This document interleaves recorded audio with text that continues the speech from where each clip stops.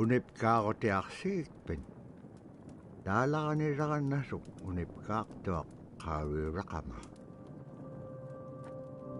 niluguuq iñuuniaqaneqsuq angayuqaagamani sumitaimma niviaqsiaqrualuk anguniallatuneqsaq aasiisuraqallavluni supayaanik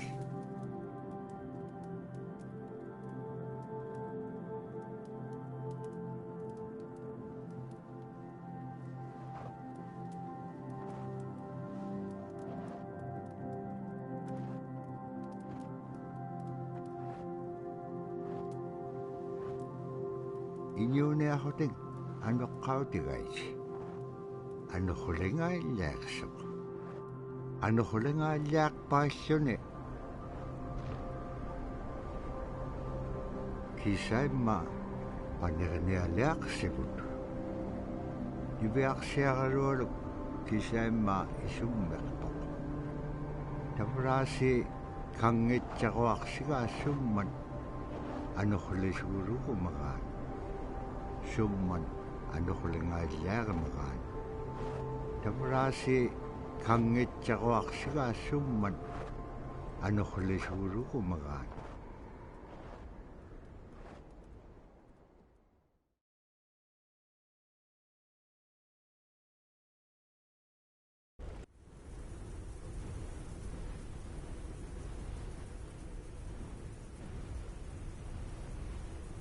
anuquliqpaalluni suniuraqanaitsoqunni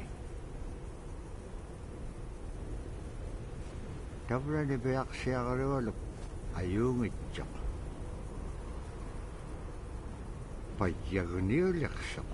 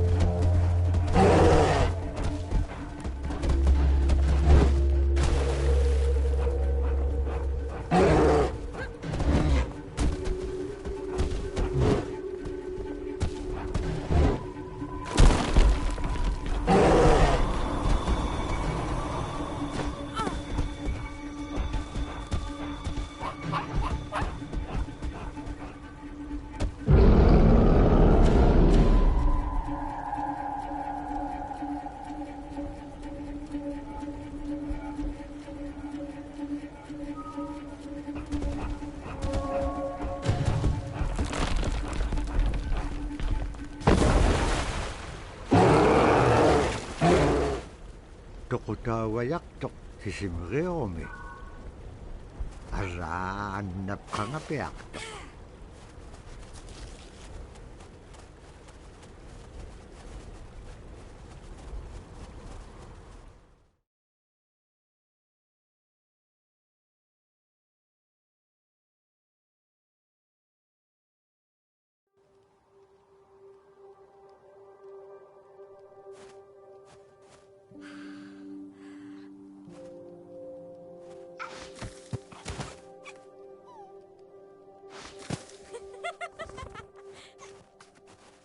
qulirringaitsoq iñugunut teriganniaqaqanivlugu teriganniaqtaamna allatun ingitsoq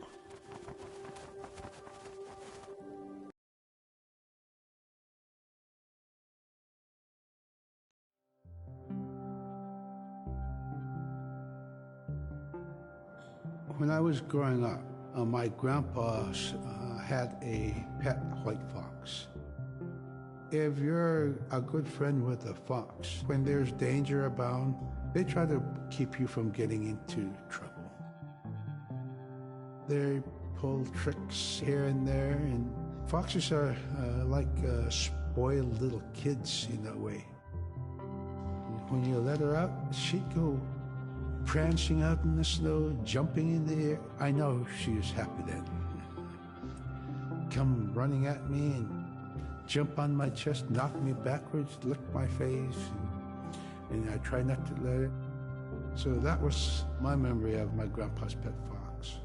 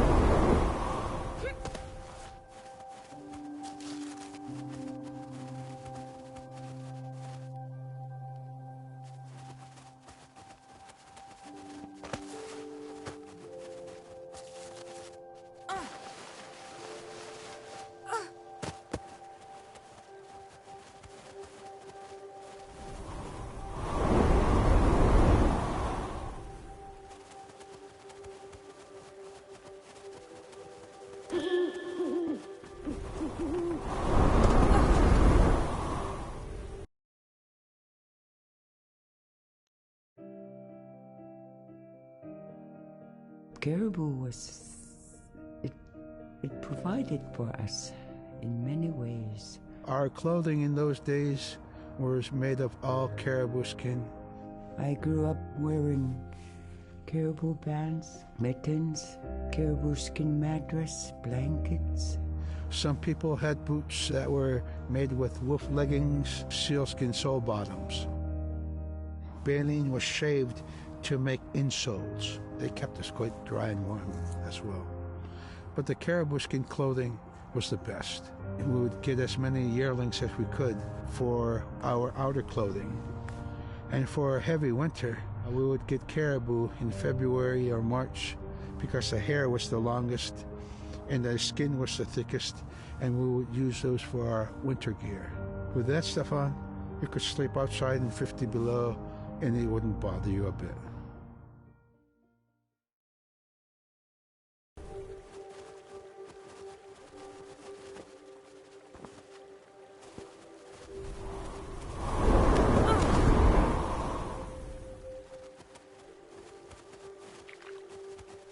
Niveaksiagarualuk kangersingalok supayat ikayo allawlun taam na teriganniaq sivunersip kangava niveaksiagarualuk kanutun pekpaganaqtilaanget tamatkua ikayok tauruat.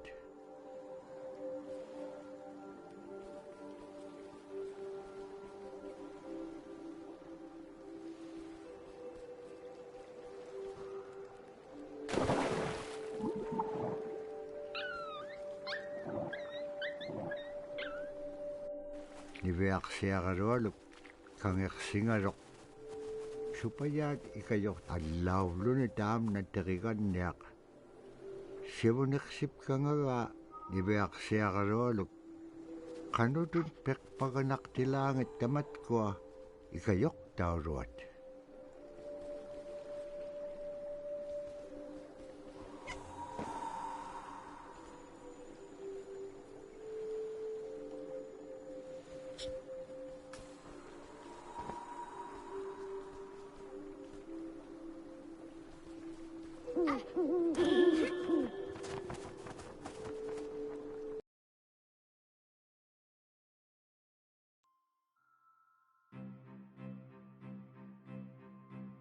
Silla is the weather.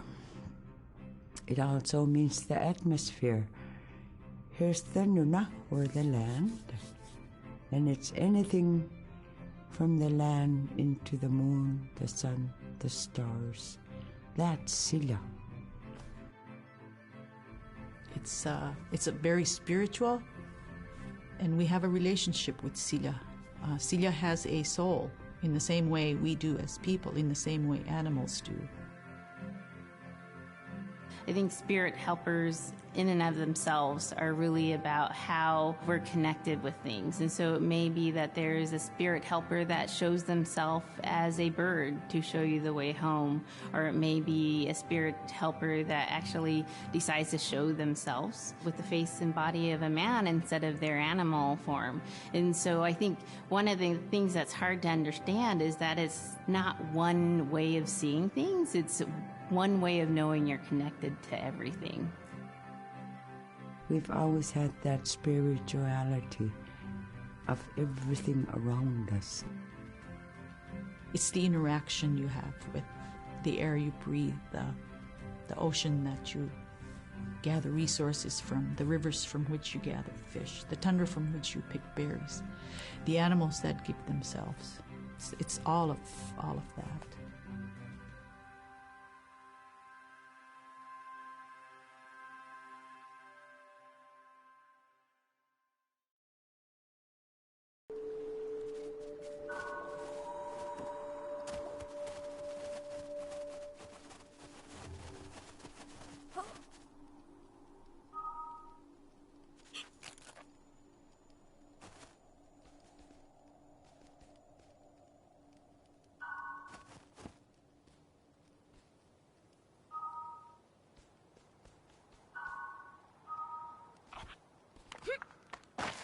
Niveaqsiaqalualugulu teriganniaqalu ikayuuti piaqtuk. Siqaqaniurutimigini. Araa kangersinnaitsuqunni qanuq pisilaaq. Aglaan tavra atautsikun aingaluk.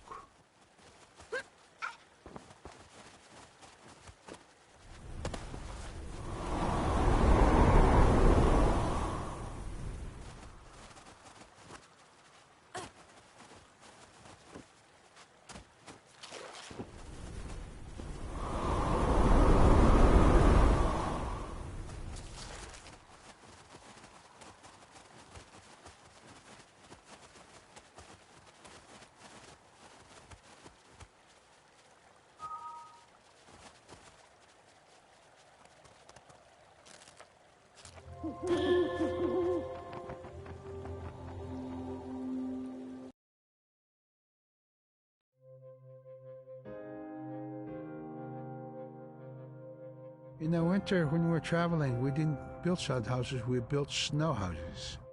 In Canada, they call them igloo, but here in Alaska, we call them apuya. We'd do a day of travel, and then we'd make a apuya. The next day, my father would set traps, spend the day there, rest the dogs, give them something to eat, and then the following day, we continued to the next place. We'd go to my dad's sister, who had a house at Dubarg. They had a small sod house over there. We didn't have to do anything. We just visit with them, and my dad and my sister were glad to see each other, and they'd talk away while us kids played outside or go to sleep. By the time we get back to our home, my father would leave us with our aunt or with my grandmother, and then he'd start on his trips and go check his trap line.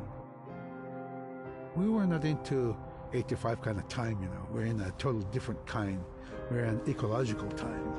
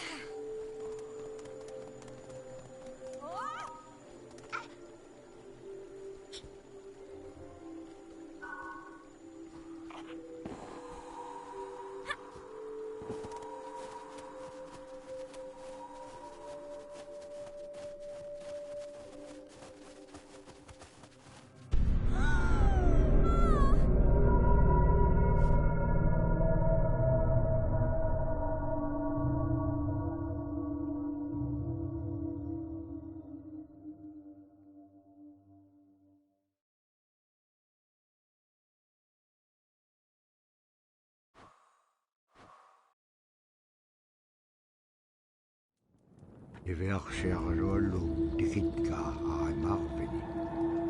Agalaan maluunaqsingamano. Injoquluk tikinngamaluq iveaqsiaqaruallu piingaan. Ivaqaleqsimaluq sumittaimma. Nikatjakkumanyainniqsuq. Pakit qaangaarnagu ivaqtani. Nunaaqqiq ikiwaqtuaqaniqsuq. Inyungi tuquttaqtaunganiqsitu.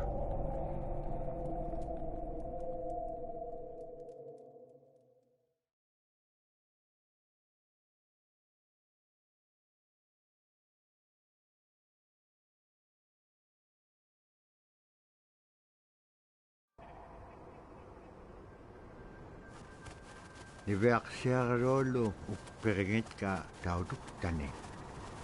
Tautukunaqtuaq sunapayaaq siquminganiqsoq. Niveaqsiaqaruallum iñuliaqatingi pisaullaganiqsut. Qanuqimña anuquleqpallqiñam tainnaqumiñaitkaa.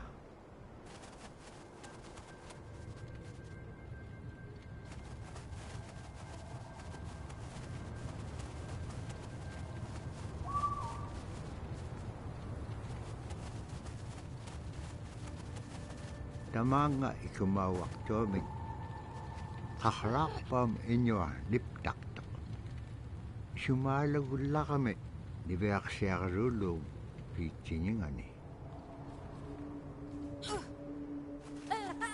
Agalaan qaqraqpallqiñat sagavingaitsit. Immenñaurat sagaviqimiut tasamanga nunamin pakagahutin nunaaqimin.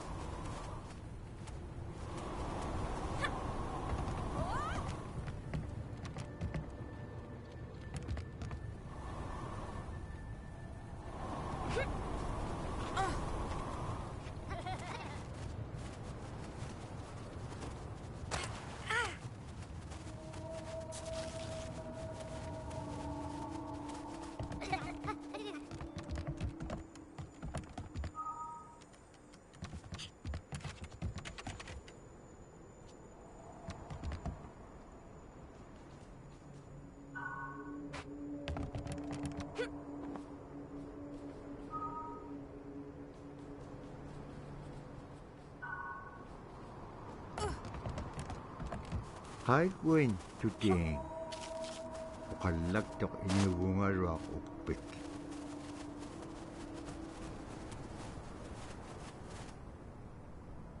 Qanuquma ilisimaneqpaqa isumullaktoq niveaqsiaqarualuq. Qanuq kiitapura qaunugingagikpen qillautika piigupku ikayoquniaqalluaqikpen kimun tainna nunaaqqiq sabaaqitilaanga.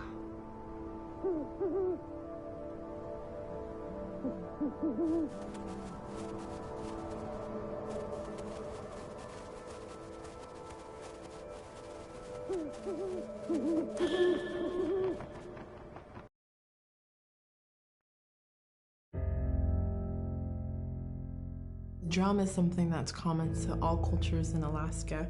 All cultures have a drum that may have some stylistic differences or differences in the materials that it's made, but it's still in recognition of life and vitality. And the drum mirrors the heartbeat.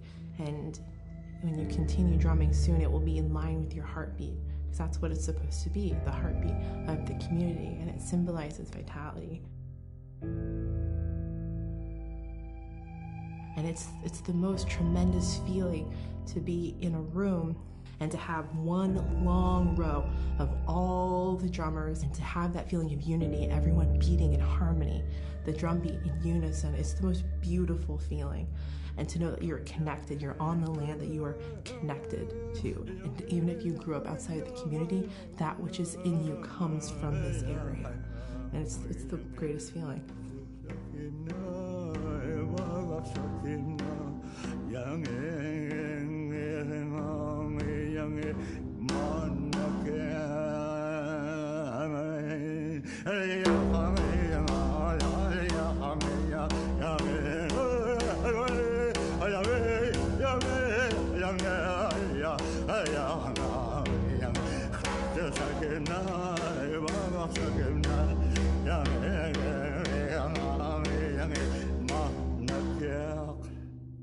Man, I went at it and look what happens.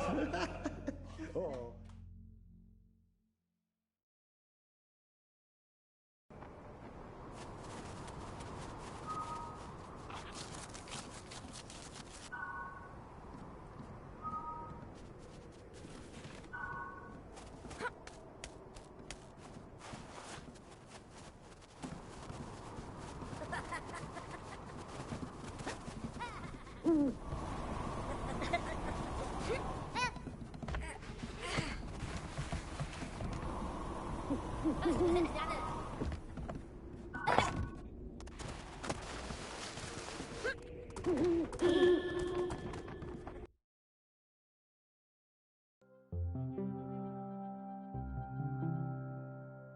They're just like other people. They just happen to be very small and extremely strong. These are stories that are common throughout Alaska. It's normally that people are in a size from your elbow to the tips of your fingers, and they possess superhuman strength. So they may be tiny, but they can carry a whole caribou. And if you go up north and you talk to a number of the people in the community, they'll talk about having seen the little people. There's a place at home that we know, but we don't profess it to anybody. But it's not like the boogeyman. They can be mischievous, they can be ornery, or they can be helpers. And every now and then, we might have the opportunity to see them, especially if they want us to see them. The fact that it's across Alaska really tells you something about our history and how we interacted with nature around us.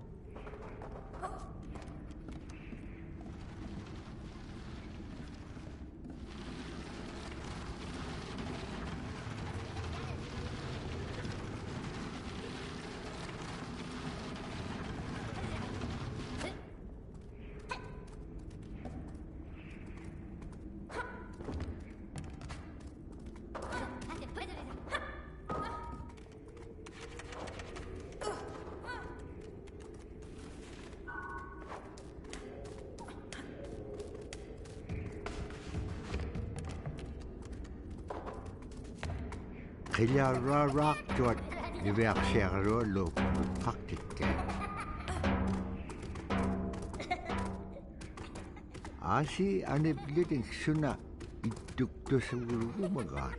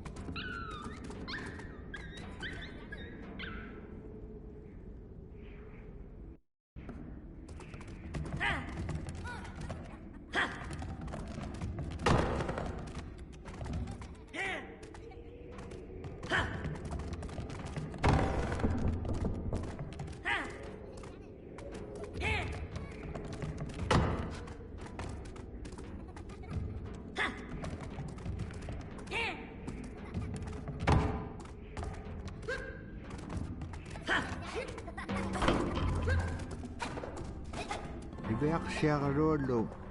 Sabat ko may ahalawit. Imaynyawrat. Bakit ka upiyong kailaw din nga?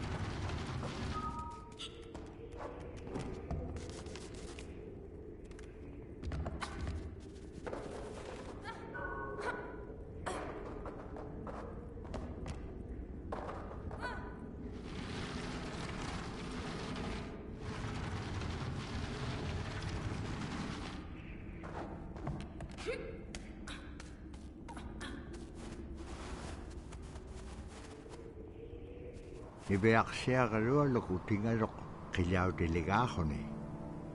Upik ko pea chapalugarok. Asita pura pibir takaliw di pea lagaga. Ibeak siya karolo. Dahil nahon eh ay chudi kirakangarok. Upik ukalaktok. Uvaw na kao nagingagiga. Iligin nun pikit kublugo.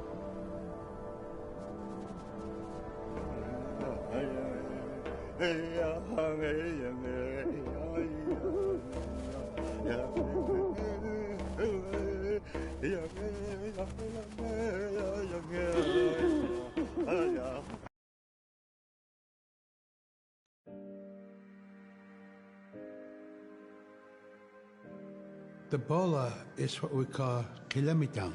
And the kilamitang is made out of braided sinew tied out to some heavy bone which you could twirl. In my case, we're catching ducks. When we're out whaling, sometimes the ducks start flying. And they're good for duck hunting. You know, if you're a whaling crew, you can't make too much noise. So you can't use a shotgun for getting some duck soup handy, you know. So bola was a really handy weapon to use for catching ducks. You know, the ducks fly in, you throw it up and tangles up the bird, and down they go.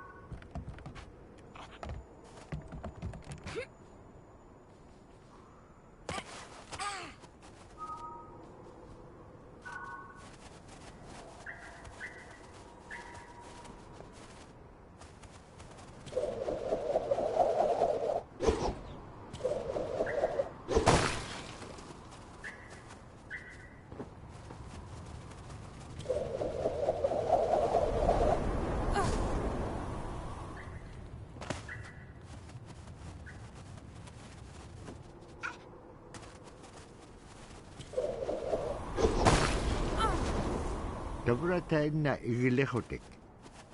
Nibeaksiarualum atoka uppium aichuta.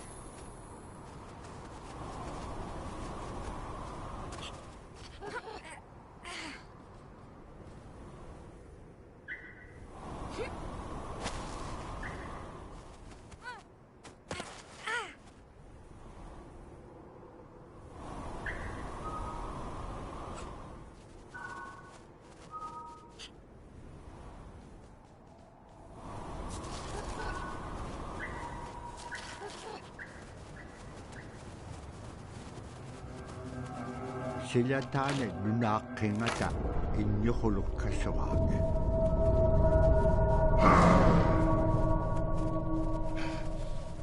Innyuquluum tautukamium nutqaqugaa. Agalaanniviaqsiaqarualuk saperinaqsimaruq.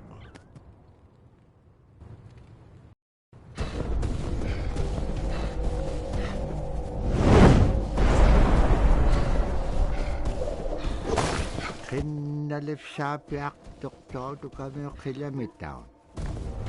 Tapura imaqtani tautukkai.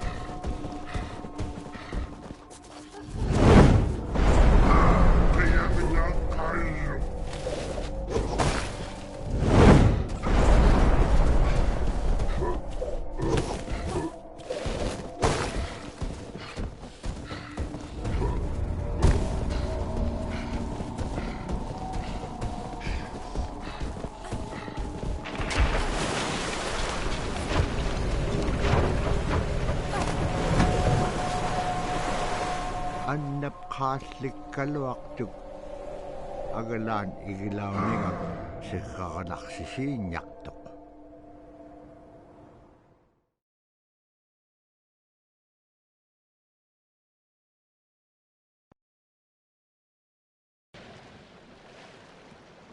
Malaquguni uvluguni uissaavlutik.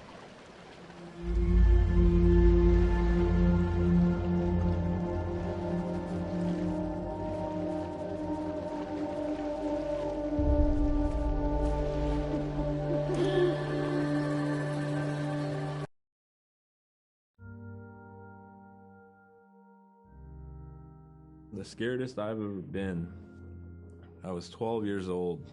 We floated out on a piece of ice while we were duck hunting. It was a bluebird day, just clear blue skies. And there was 3 of us, myself, my brother, and my dad. Next thing you know, we see this dark, dark shadow on the ice. We look and it goes behind us. So we all jumped up, startled, and my dad, he started running. We got back to the ridge there. The ice had fractured, cracked, and broke off, and we were floating away. We were drifting. It was close enough to where my dad would have made it. He stopped and he thought about throwing us across, and if one of us was on the other side, we would be split up. So he stopped, and he just so happened to have a cell phone on him. 911 didn't pick up. That's the worst feeling in the world right there. 911 did not pick up. So he left a message because they record their calls. Once he had relayed that information, his cell phone died. That was the scariest moment I've ever had in my life. We were floating away and I thought we were left for dead. He kept calm during this situation. He's bringing out everything positive in this case. You know, I'm crying, my brother's freaking out. It went from clear blue to dense fog. Within a couple hours, we heard the chopper flying around, so they must have gotten our message. We thought we were saved, and then the chopper sound went away. So we lit some of the sled on fire. It's plastic. We thought black smoke in the fog would create some kind of marker. Chopper pilot had mentioned when we got rescued, you could see a glow in the fog, and he slowed down there, and sure enough, as soon as he slowed down, we got within visual. That was definitely the scariest moment of my life, was floating away and not knowing what the outcome was going to be.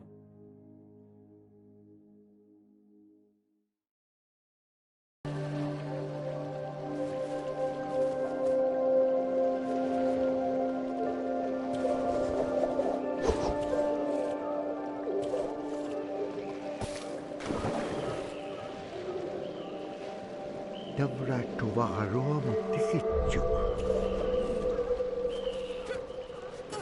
Agalan tuwawit pagabitjuk.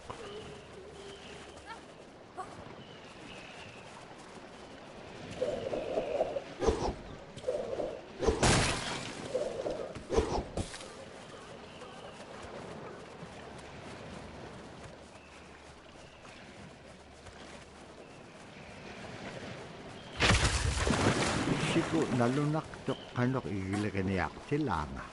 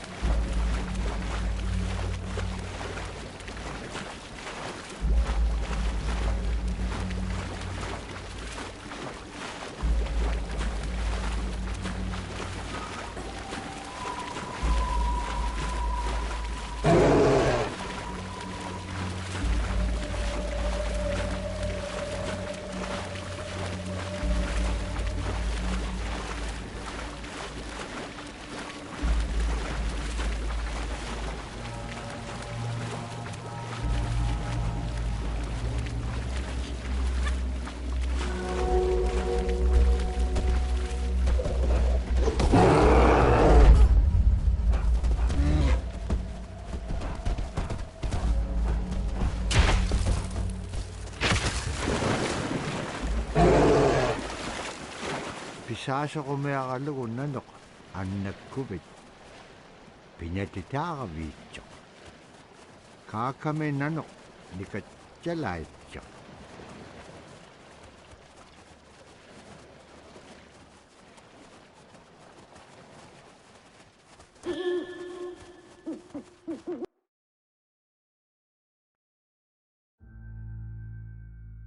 We're very much aware of the climate change. And it's been for many years, even before climatologists were noticing this change, Inuit were already saying, Sila alangoktok. Our climate is changing. If the heat is going the way it is right now, for us it's going to be pretty bad. Different birds are coming, and they're coming earlier, and sometimes rain is more than what we want. Because when there's more rain, we know it's going to melt the permafrost. In my time as a young whaler, when I was 9 years old, we're hunting from ice that was about 25 feet thick. And there was giant icebergs already floating, coming by. That was the first signs of a changing climate. Ice that never broke before was now moving. Now, here it is 50 years later, we're hunting whale from ice that's 18 inches thick. There's no more thick ice. It's creating a malfunction in our whaling season is what it is. Actually, more than that, all seasons in general. I think we are more scientists than more people will realize. We have more knowledge of those things than people will ever know.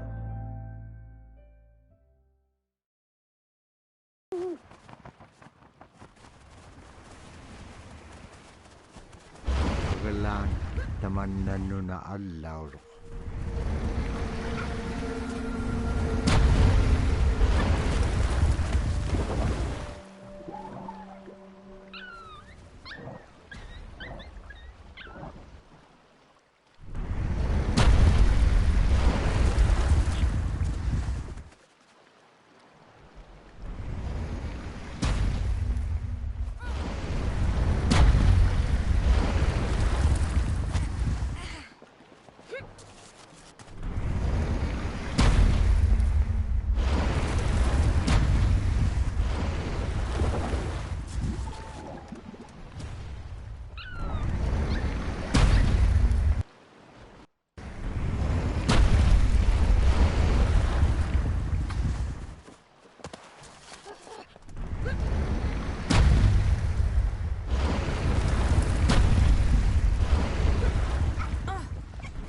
Lanik sa kanupayak.